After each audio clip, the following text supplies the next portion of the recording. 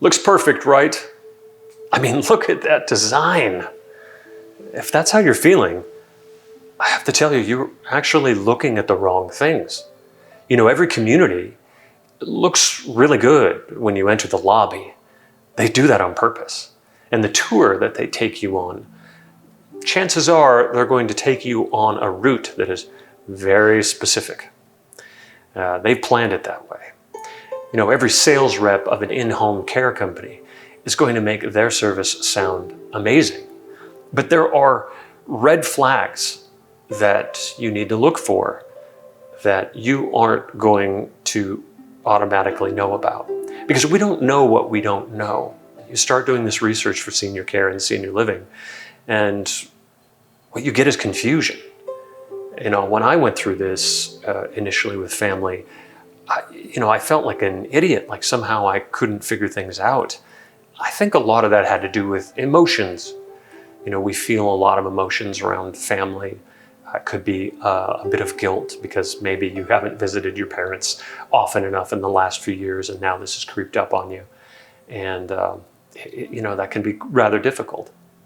And that emotion is the kinds of things that people will key into when they're trying to sell you the moon and, deliver you a little piece of coal instead. So some of those red flags you're going to want to look out for.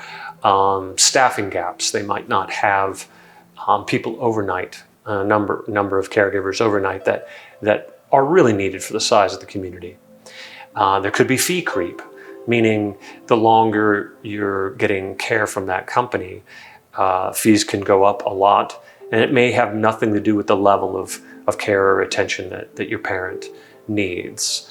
It might also have to do with that, and that doubly can be difficult. So you really want to understand what it's going to look like in the future.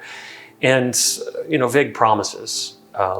Anytime someone tries to redirect around a question that you're asking, it's good for you to just keep pressing on that same question until you get a satisfactory answer, or the non-answer itself is your answer.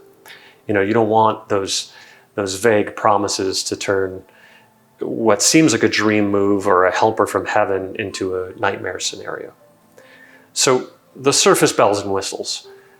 It's nice to have a beautiful community, beautiful design, all of that stuff, sure, is something that you want to go for, but it's not the most important thing.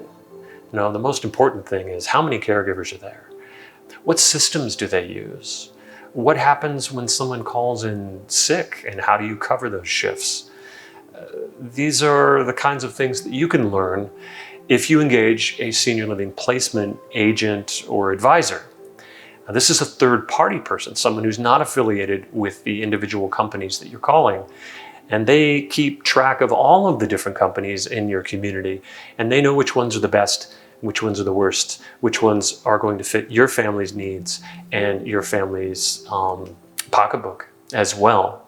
So I suggest you reach out to a placement agent in your area and give them a shot. Typically, they're actually paid only after you sign the dotted line and get some sort of service, and then they're paid by that company. Some people may think that also would be a conflict of interest, but I've found that good placement agents, especially if they're small companies, not big national chains, are going to do right by the people in their communities. They got into this for good reasons. And I've put together some tools that can help you navigate this whole process and really, like I said, turn that confusion into confidence and clarity. And if you click the link in the description below, you'll be taken to a calculator which compares in-home care versus assisted living and memory care, and you can change all the numbers and sliders and things like that to kind of really get a sense of for your family's particular situation. You can get a sense of what those costs are going to be. So if you want that, click the link below. It's a free calculator, and I appreciate you listening to the end of the video.